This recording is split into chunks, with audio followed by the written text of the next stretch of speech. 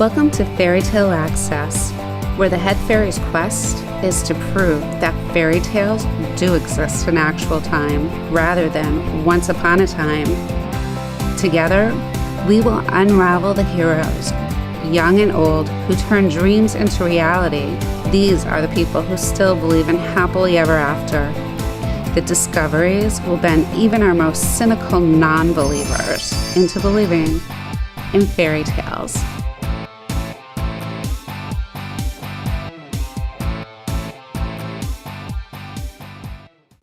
Welcome to Fairy Tale Access. Today, we're going to speak with Suman Sakar, the author of Customer-Driven Disruption. You may remember him from the supply chain revolution. And now that we hear those words in the news every day, we're starting to understand it a little better. Thank you for joining us. How are you? I'm good. Thank you for having me, Denise. It's really great to speak with you again. I'm so excited to talk about the new book. Oh, me too. So 5 strategies for staying ahead of the curve. So what brought you from the supply chain revolution to customer-driven disruption? So the first book on supply chain revolution was all about how do we get supply chain to perform and do things that the customers want or the companies want, right? And you saw the importance of supply chain during COVID, right? During COVID, the lack of supply chain capabilities caught up with many companies, caught up with the government. Even now, we see the disruptions happening. So that book was meant to, I guess, preempt what we went through COVID, if I may say so. The second book is about customers and why it's important to deliver on customer expectations through operations. I'm not trying to just say its customers are important. I think that's given. Most people understand that. But the fact is, most companies don't do a good job of meeting that need. The reason I wrote this book is because the more I spend time, I realize that companies and what customer wants are not linked, and therefore supply chain and all the operational teams are doing whatever the company is asking them to do, and that's one of the reasons why we don't see results. And I thought I'll put my thoughts in the book and provoke people and say there are significant changes happening in the way customers are behaving, and the world is changing. And if we continue to do what we have done all throughout, we will probably see a whole lot of disruption. And this whole focus on technology is driving disruption did not just make sense when I just didn't see it. And therefore I thought, I'll just pen and put it out and let's see what people say about it. Well, like the supply chain revolution, where afterwards everybody was hearing about supply chains, where, before it was more that if you were in that field, then you were concerned about supply chains. But with COVID and everything that's gone over the last 2 years, the points that you made in that book are really stand out. And I think also because of COVID, that the customer and employee perspectives that you brought out in the book are really important, because now people do want to order online, and how those competitors, for instance, with Amazon and their packaging where you could, I forgot the name of it, but where you can pay for free shipping for the whole year. And then at the time the book was written, Walmart wasn't doing that, and they just recently started to do that, where you can join Walmart Plus for $99 a year. But in their case, it depends how much you order a month, because typically $7.95 is going to come out better if you don't get that. So can you tell us about some of those actions of different companies and companies that are folding and struggling? Sure. To your point, I think Walmart has done a tremendous job of starting to focus on customers. but I think your specific question is about delivery, um, home delivery of goods. So during COVID, we all wanted home delivery, right? None of us wanted to go to the store as far as possible. Uh, um, this is pre-vaccination. I'm talking about last year. And Walmart and Amazon and everybody started shipping to home. And each took different approach, right? Walmart used their stores, whereas Amazon started having warehouses in the market to support the local demand. Walmart has started this $99 thing, but Denise, these are not sustainable. One of the things I talk about in the book is you don't want to increase service levels that are not financially sustainable. You create an expectation and then you can sustain it. Uh, if you look at the cost of delivery and that the way they are doing it, we call it point-to-point delivery, which is somebody picks up the stuff from, say, Walmart store, delivers to home and comes back. They make two trips for one delivery. And in many times, the cost of delivery is higher than the cost of merchandise. So the way they are doing it, it can work for smaller volume. Walmart would have a huge financial problem when this scales up. And I don't think any of the retailers have figured out how to do effectively. If you look at Amazon with Whole Foods, just add a $10 delivery fee to every order. So I think we will see a lot of changes in the space of how retailers are working with their customers. But I think Walmart has made a problem over the last two plus years. They're also starting to become a little more employee-centric. So everything that they have done is music to my ears. So I would like to recognize it. But I think this is not it. They need to do much more. So with Amazon, for instance, with Walmart, I've gotten things from them, and if it's raining out, they put it in a plastic bag. But Amazon will just leave it. And, you get things and they're soaked. So their customer service on that end isn't well. So how does those type of problems compound on these companies as they go through? Do you think less people will be shopping Amazon because they can't deliver a package dry? Or do you think, Okay.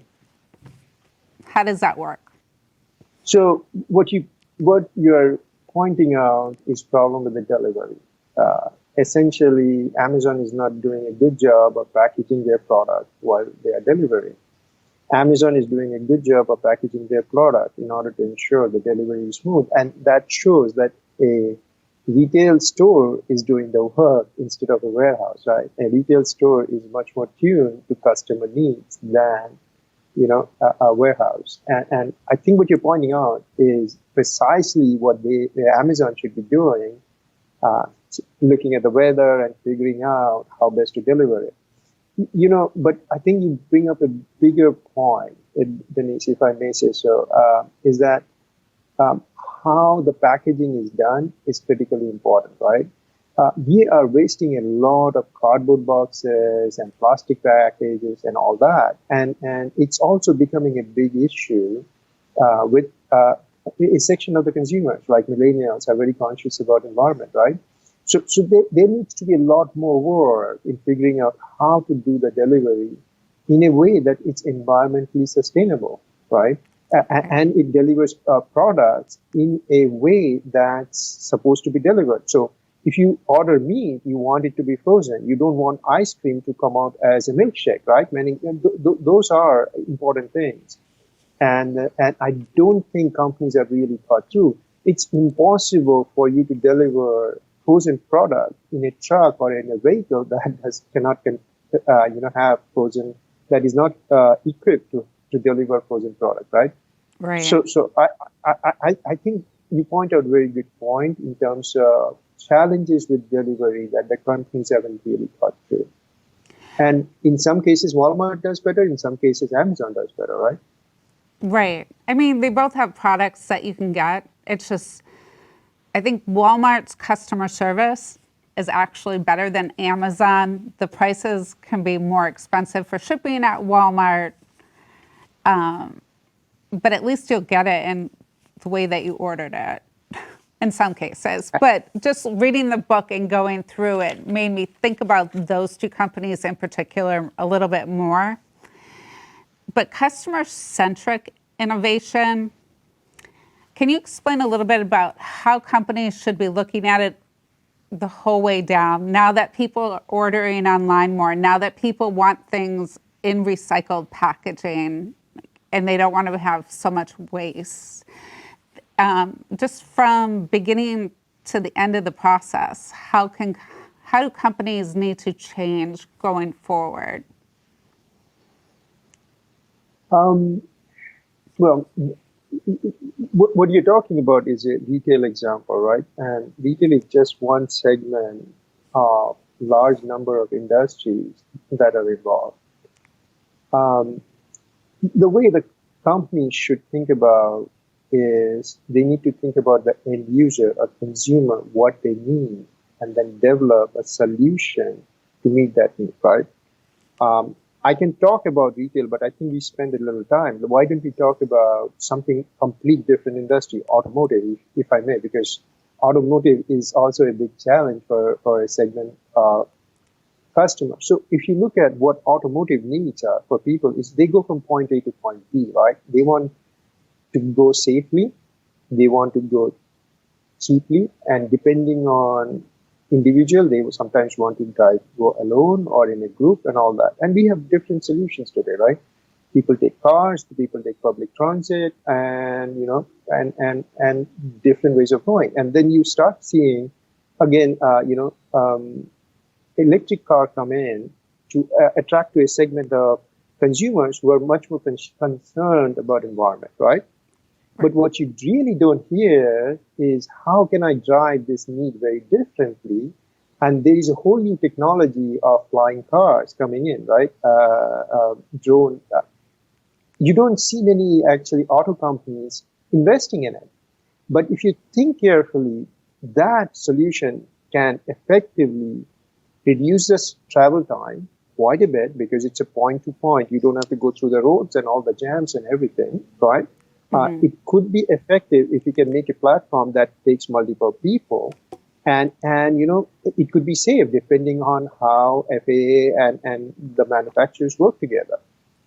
So technology, when used appropriately, can be very effective, right, in delivering on customer needs. But if technology is used just to for the heck of developing technology, it may not work.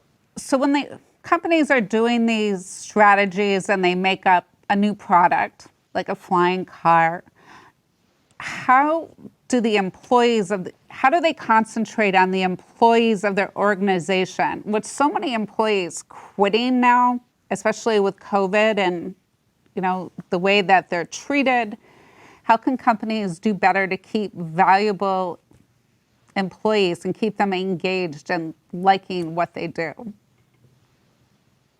You bring up a great point. There are two important stakeholders in any company. One is customers, and we talked about it, right? This book does not talk about employees, but I think in one chapter I talked about, and in few chapters I talked about how companies can engage their employees better, right? Employees are face of the company to customers, right? They work with them. We need to treat them better. We need to ensure they're motivated. We need to ensure that they are doing a good job in terms of engaging with customers. And that brings us to the point of employee development, right? How do you develop employees? How do you make them work more effectively in teams? How do you incentivize them, their performance? What kind of culture you want? All that plays into it, right? And unfortunately, for a long, long time, employee development hasn't been given that level of importance in companies because companies thought employees to be producing, same widgets, and therefore they don't really need to invest in employee that much, and the turnover is fine. It can work. in today's world, what we are seeing is employee turnover is very high. Companies are not able to deliver to their customers what is needed. And not only companies, you go to the restaurants, they have a challenge, right? Airlines is having challenges. Everybody is having challenges because, the employees are not happy with the way companies are treating them, and therefore they're choosing to quit. Employee development is critical in company success in future. They need to treat employees as assets, not liability. Unfortunately, in our accounting, we treat them as liability, and that mindset kind of pervades in all companies. And I made the argument in the book that employees are assets from the very beginning. Companies have to invest in it. The leadership will have to take the ownership of developing them. It cannot be pushed down the line and say somebody in HR is going to take care of it. It has to be the line responsibility. It has to be the leadership employee responsibility. Take Amazon's example, right? Amazon is well customer focused, right? They do an extremely good job, but their employees are not happy. They're trying to form a union, and Amazon is in the news for the wrong reason. And Amazon cannot continue to deliver good solution to your earlier point that, hey, they're not being sensitive to rains and all that. See, if you had a good engaged employee base, they would figure that out. And they would say, hey, it's raining. We need to put a plastic. We can't deliver things in a box that will get soaked. So employee engagement is critical in going forward. And COVID actually brought it out much more earlier than I would have thought it would have come out. It definitely made it come out more. I think the same kind of thing happened after the flu epidemic, where employees pushed to be treated better. And it's unfortunate that as a community that we all have to go through something so horrible to get results in different areas. Like the value, spending money in your own best interest with all the prices going up after a pandemic because the supply chain isn't available. I mean, people are really looking for all of those extras right now. You want better customer service. You want deliveries on time when you say you're going to deliver them, and in a condition that, they're new. You bought something new, you don't want it to come in soaked. But just all of those things, how does the process of, the automated versus that personalization, I can't pronounce it, but how does that all fit in, and how can the company achieve that without alienating its customers, with keeping its employees happy, and do it in a fiscally minded fashion? Okay, so there are two people with two different thoughts here, right? I think Silicon Valley thinks everything can be automated and we don't need people. And the reality is people like to work with people, and you and I would rather work with people than robots, right? I mean, let's face it. So there is a huge disconnect in the corporate world between what's reality, what customers want, versus what they think customers want. And this whole push on AI versus, self-driven vehicle, and I will drop things via a drone, it takes companies away from what customer needs are versus what the technology companies are pushing based on their interests, right? And because people think, oh, technology will solve all problems, therefore I don't need to invest in employees, I don't need to do a good job of delivery, all that, the issues that we are talking about happens, right? And at the end of the day, who loses out? Companies lose out. As a consumer, if Amazon doesn't deliver, we go to Walmart, right? If Walmart doesn't deliver, we'll go to somebody else. Consumers will find a way to meet their needs, right? This is a competitive market. So what companies you can meet that need and not just do a soundbite because your investors love to hear it. Hey, I'm going to do drone delivery. Boom, the stock prices went up, right? That doesn't help. That really doesn't help. what helps is focus on customer, find their needs, and figure out a way to fix it. And Walmart has done a good job in the last few years in moving in that direction, right? There is more to do, but they're moving. Some companies are moving, some companies are refusing to move, right? And that is the unfortunate part of the corporate world. CEOs and and the executives are paid based on stock performance. And they have a lifespan of 3 to 5 years depending on the corporation, and all they're trying to do is to maximize their compensation. So what they're trying to do is to throw out these sound bites to make investors happy, pop their shares, sell it off, go home. And it does, in the long term, a disservice to investors. Sorry about that. No, that's a good point. And the other point that I thought was important in the book was that you're already winning with your current customers, or your current customers, you're concentrating more on advertising and chasing new ones without continuing to meet your customers' needs.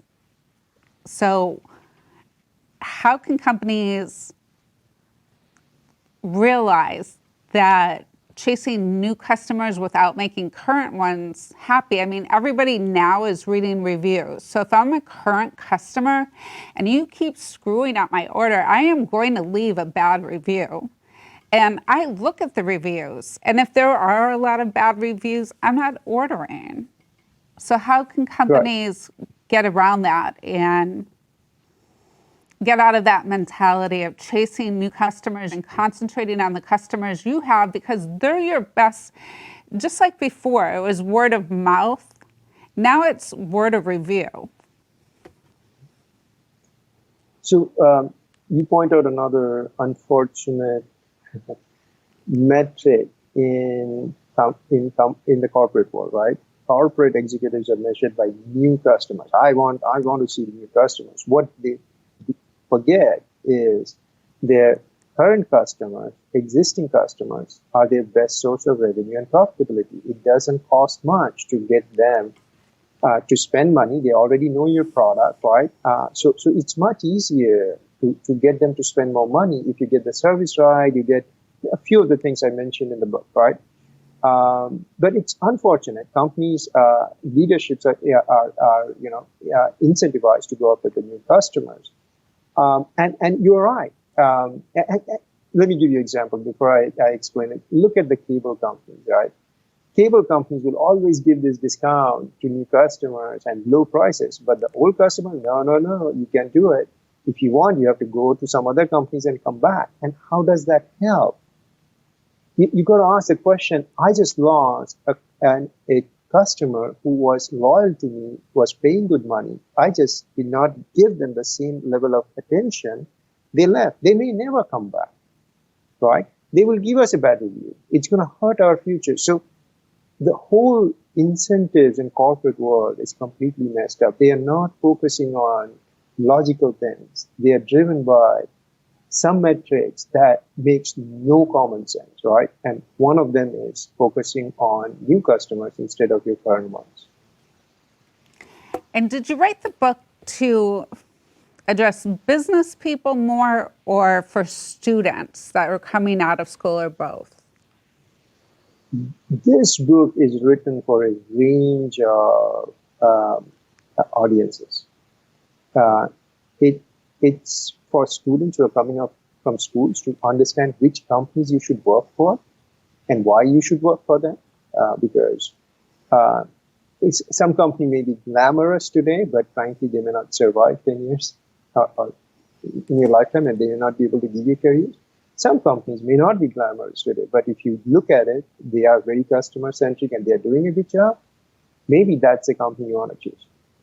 This book is also for corporate executives to say, how do you think about your problems with customers? How do you think about making your company successful in the long run, right? When you look at what happened to GE, right? It just got destroyed. Such a good company. And then it's also about investors saying, what the hell are you doing? The way you're treating these companies are killing them, right? You're destroying value instead of creating value. And US and Western companies are losing out to Chinese and other companies all around the world. Right? This got to stop at some point in time, and we need to wake up and say, what's going on and how do we fix it fundamentally, right? And the fundamental way of fixing it is focus on customers and focus on your operations to deliver well on those. Sorry, go ahead, Denise. No, I think you're right. And the book covers 5 customer-focused strategies, which I thought was really laid out well. It gives people the opportunity to look at things in a new way, understanding businesses that have failed, large businesses that you brought out that have failed in the past, how they failed, coupled with new ways that other companies are gaining their market. And I think it should help them understand, especially if they're coming from the pharmaceutical industry that nobody trusts at this point. But I like the way it's broken down. It's win with current customers before chasing new ones. Personalization is not a luxury. Customers won't wait. Good enough is no longer good enough. And disregard strategies 1 through 4. Be adaptable and flexible. So just like with your first book, I think it's amazing insights to the way that everything's changing over the next couple of years, especially after coming through COVID, and understanding that it's adapt or perish. So thank you for sharing some insights into this latest release and keeping it short to keep us interested. Thank you, Denise. I appreciate you giving me the opportunity to speak with you and kind words for the book. I, as you have seen in the previous book as well, I try to keep it simple. I try to keep it logical and not say a lot of words. And sometimes people mistake it for lack of content. I think if you spend time thinking through it, you would see the book actually has a lot of good ideas that can help people. And that was the purpose of writing this book. I think it's just educating people on how to think about their business and different areas to look at. And it was sincerely well done. And I thought a lot about the first book in the last year when everybody's supply chain broke down. Yes, so that book was written at the right time. If people would have taken notice, the COVID just highlighted the issues that the book was talking about. Definitely. Well, thank you again for sharing it. Thank you, Denise. Thanks for having me, and I hope to speak with you again. Looking forward to it. Until next time, keep asking questions. And Customer-Driven Disruption is a great book for anybody in business. Learn to adapt or you just may perish. We'll see you soon.